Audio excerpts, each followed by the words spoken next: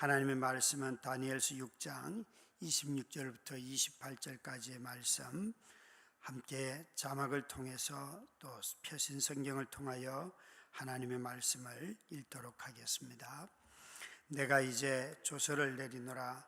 내 나라 관할 아래에 있는 사람들은 다 다니엘의 하나님 앞에서 떨며 두려워할지어다. 그는 살아계시는 하나님이시오 영원히 변하지 않으실 이시며 그의 나라는 멸망하지 아니할 것이요 그의 권세는 무궁할 것이며 그는 구원도 하시며 건져내기도 하시며 하늘에서든지 땅에서든지 이적과 기사를 행하시는 이로다. 다니엘을 구원하여 사자 입에서 벗어나게 하셨음이라 하였더라. 이 다니엘이 다리오 왕의 시대와 아멘. 우리는 자주 이런 기도를 드립니다. 대통령과 같은 정치 지도자들이 하나님을 믿는 사람이 되게 해달라, 이런 기도를 많이 드립니다. 지도자가 하나님을 믿는다 하는 이 말의 뜻이 무엇일까요? 이것을 이해할 때에, 우리는 지도자가 하나님을 믿는다 하는 말을 이해할 때에 대체로 지도자가 예수님을 주라 고백하는 개인적인 고백을 많이 생각하는 것 같아요. 그래서 참 지도자의 종교성이 되겠죠. 그런 면에서 우리 지도자가 다른 어떤 우상이나 종교보다도 하나님을 믿었으면 좋겠다 하는 개인적인 고백으로서의 하나님을 생각하는 것 같아요. 그런데 지도자가 하나님을 믿는다는 말을 개인의 고백만 생각할 것이 아니라 지도자가 무엇을 해야 하는가 하는 역할로 가지고 본다면, 그가 믿든 안 믿든 하나님의 맡겨주신 일들을 맡겨주신 하나님의 그 뜻을 잘 드러낼 수도 있지요. 우리가 성경을 읽을 때에 예수가 주이십니다 라는 이 고백을 그냥 말로는 예수가 주이십니다 그러면서 온갖 불법을 행하는 것을 사실은 예수가 주라고 하는 고백의 내용이 아니지 않습니까? 예수를 주라고 개인적으로 고백할 뿐만 아니라 그분의 주되심을 의지하며 살아가고 그 나라의 통치를 이 땅에서 우리 삶을 통하여 순종으로 드러내는 것이 고백의 내용이지 않습니까? 그런 눈으로 본다면 다니엘서와 같은 이런 성경을 통하여서 하나님이 통치하신다 하는 의미들을 우리는 되새겨보는 묵상을 할 수 있습니다. 또 이 땅을 살아가면서 하나님의 백성으로 산다는 게 무슨 말일까를 이해할 수가 있지요. 오늘 설교의 제목이 시대를 축복하는 평안입니다.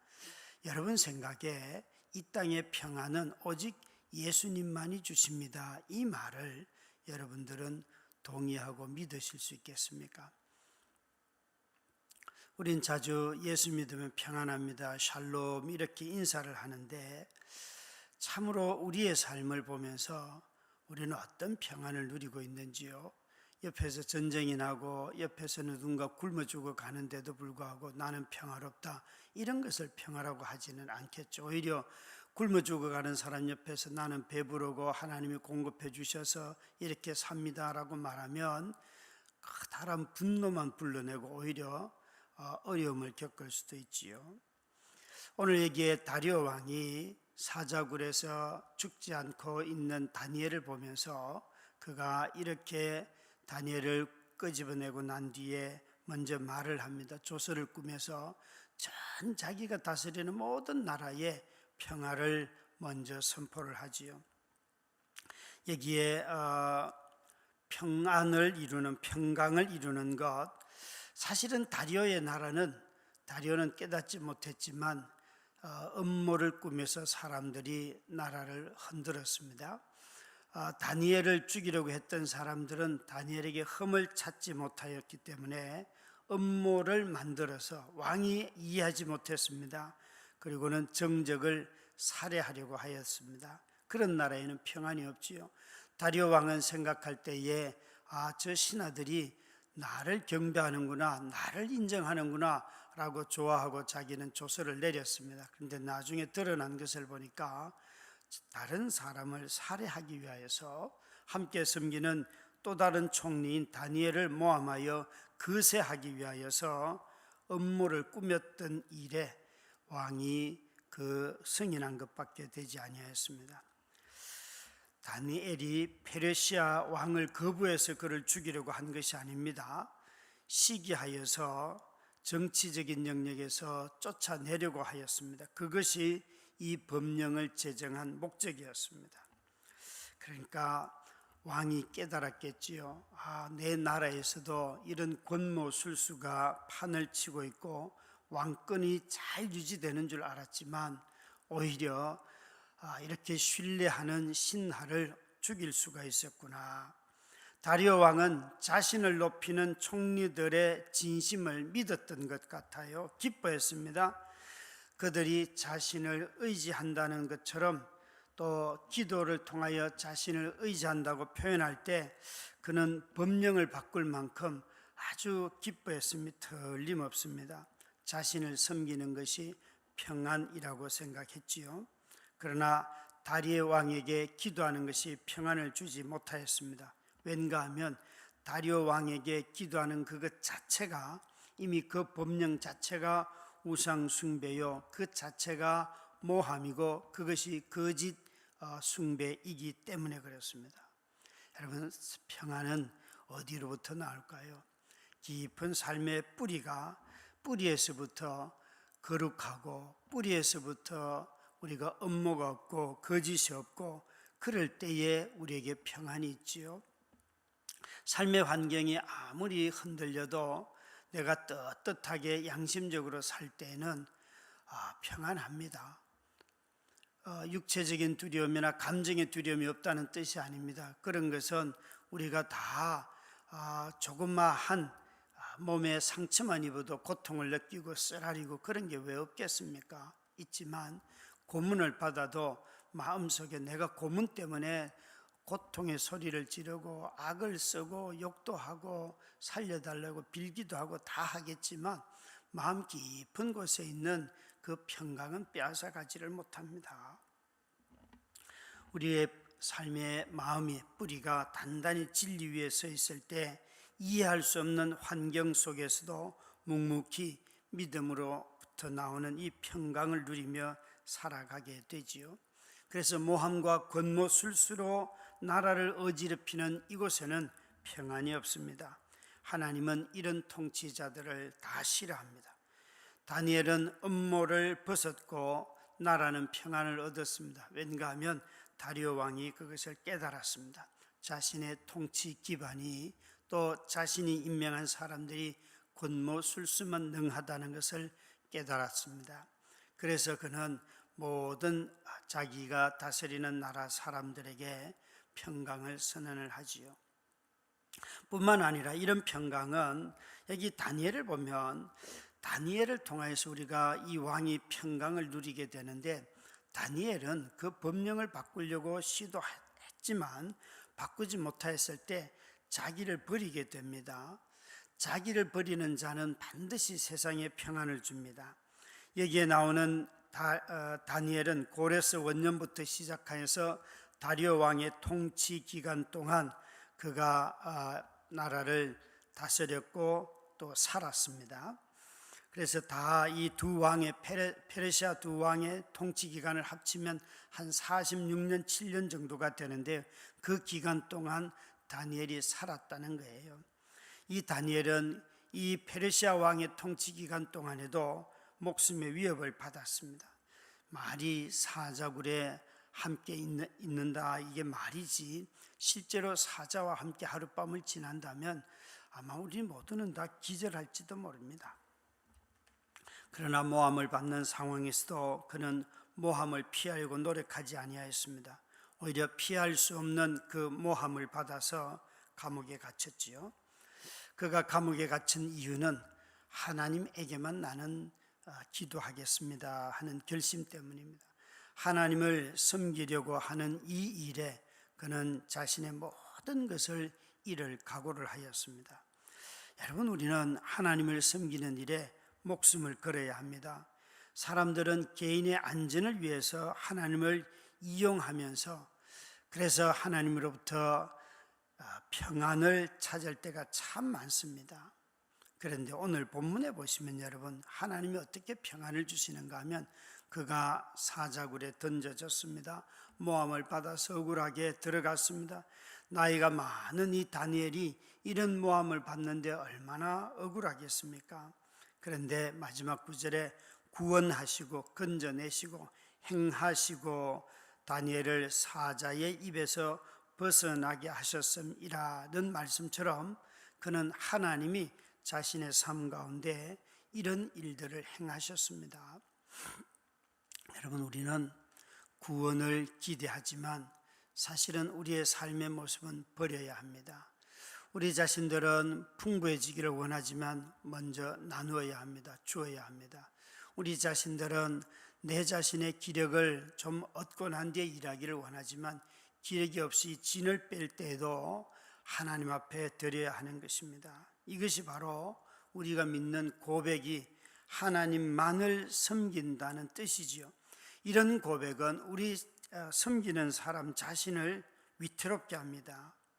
사실 세상이 변하지 않지요.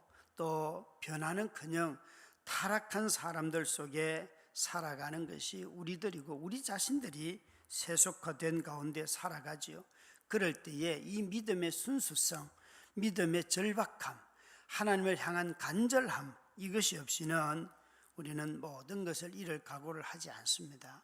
여러분, 절박함과 이 간절함, 이것이 없이는 신앙의 순수성을 회복하지는 못합니다. 다니엘은 자기를 버리는 자였습니다. 다니엘을 통하여서 놀랍게도 다리오 왕이 평강을 얻게 되고 또 다리오가 통치하는 그 나라가 평안을 누리게 됩니다. 자기 희생, 자기 십자가를 지는 사람들만이 세상에 평화를 줍니다. 이것이 하나님이 세상을 다스리시는 이치이기 때문에 그렇습니다. 사실 최근에 일어난 12구 참사로 인하여서 경찰청장이나 또 행안부 장관이나 국무총리나 엄청나게 비난을 많이 듣습니다. 가만히 듣다 보면 정말 자신들이 책임을 져야 할 자리에 있음에도 불구하고 전혀 책임을 지는 희생적인 자리를, 희생적인 선택을 하지 않습니다.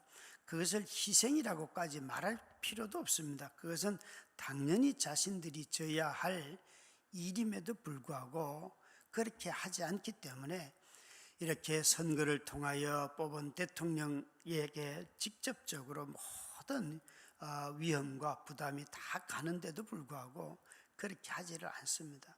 참 여러분, 우리가 민주적인 사회를 살아간다 할 때 자기 책임 때문에 자기가 누릴 수 있는 것들을 반드시 포기해야 하고 그걸 통하여서 책임지는 모습을 보이는 것이죠.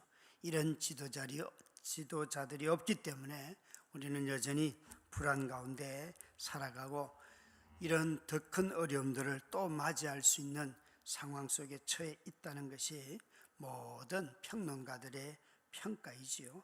여러분, 정말 책임지는 자기 자신을 버릴 줄 아는 그런 지도자들이 많아지는 사회가 되어야 할 것입니다.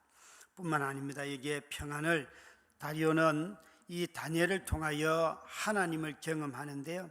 다리오가 하나님에 대한 경험을 뭐라고 말하는가 하면 26절에는 하나님의 성품입니다. 변하지 않는 하나님, 영원하심, 권세가 무궁한 것, 멸망하지 않는 분, 그는 살아계신 분, 그는 하나님을 깨닫지요. 뿐만 아니라 다니엘을 보면서 하나님이 하시는 일을 또 그는 깨닫습니다. 구원하시고 건지시고 또 사자의 입에서 그를 다니엘을 풀어주시는 분, 행하시는 분이라는 거죠. 이 다리오는 다니엘을 통하여서 하나님의 성품과 하나님의 하시는 일을 깨닫고 자신의 나라를 향하여서 평안을 선포합니다. 평안은 이렇게 변하지 않는 사랑, 악의가 없는 권세로부터 평안이 나옵니다. 진리와 공의는 항상 성실할 때에, 진리와 공의가 성실하게 선포될 때에 바로 나라가 평안한 것입니다. 우리는 이런 나라를 얻지 못했습니다. 그것은 온 세계에 이런 나라는 없습니다. 오직 하나님의 나라만이 영원하고 견고하고 변함 없기 때문에 하나님만이 평안을 주십니다. 저와 여러분이 오늘도 이렇게 다리오에게 권세를 주신 하나님이 계시지만, 다리오의 권세는 자신은 영원하다 생각하고 절대적이라고 생각했지만 그것은 일시적인 것이고 또 자신은 한계가 있는 권세를 가지고 있을 뿐입니다. 하나님만이 영원하시고 절대적이고 하나님만이 변함없는 분이시기 때문에 그분으로부터 오는 무궁한 권세로 인하여서 세상은 항상, 땅은 진리와 공의로 세워져 있고 이것이 땅의 기초인 것입니다. 이 기초 위에 세워져 나라가 건립될 때에 평강이 넘치는 것입니다. 우리가 이 영원한 아버지의 나라를 생각하며 오늘도 하나님의 대리자로서 다니엘처럼 우리가 섬기는, 우리가 함께 살아가는 많은 사람들, 다리오 같은 많은 사람들에게 하나님의 나라를 알려주는 그런 신실한 백성들로 사시기를 주의 이름으로 축원합니다. 기도하겠습니다. 하나님 아버지, 평강이 없는 이 나라를 긍휼히 여겨 주옵시고 우리에게 평강을 주시는 유일하신 분 하나님을 모든 성도들이 믿고 고백하며 오늘도 그의 구원을 경험하는 우리들이 다 되게 하여 주시옵소서. 이 불안 가운데 빠져 있는 이 나라를 긍휼히 여겨 주시고 수능 시험이 끝난 우리 청소년들에게 지혜를 주옵시며 저들에게 참 안식을 주옵소서. 예수님 이름으로 기도드렸습니다. 아멘.